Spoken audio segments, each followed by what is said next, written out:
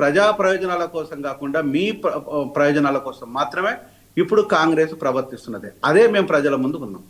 Vote ఎవరికైనా వేయండి, దొంగలకు వేయొద్దు, చీటర్లకు వేయొద్దు, నరరూప రాక్షసులకు వేయొద్దు, నయవంచకులకు వేయొద్దు అని చెప్తున్నాం. అంతే. అక్కడ ఎవడున్నాడో వాళ్ళకు మాత్రమే చాలా క్లియర్గా అర్థమవుతుంది. అంతే తప్ప ఇది ప్రజా శ్రేయస్ కోసం పనిచేసే వాళ్ళకి వేయండి, ప్రజల కోసం పనిచేసే వాళ్ళకి వేసేయండి, ప్రజల మధ్యలో ఉండే పనిచేసే వాళ్ళకి వేయండి, ప్రజలకు ఉండే నాయకుడిని తీసుకొని రండి అని చెప్తున్నాం.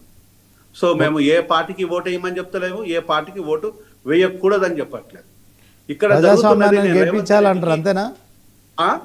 ప్రజాస్వామ్యాన్ని గెలిపించాలి, మీ ఓటును నిర్భయంగా ఎలాంటి ప్రలోభాలకు లొంగకుండా మీ ఓటును వినియోగించుకోవాలంటారు.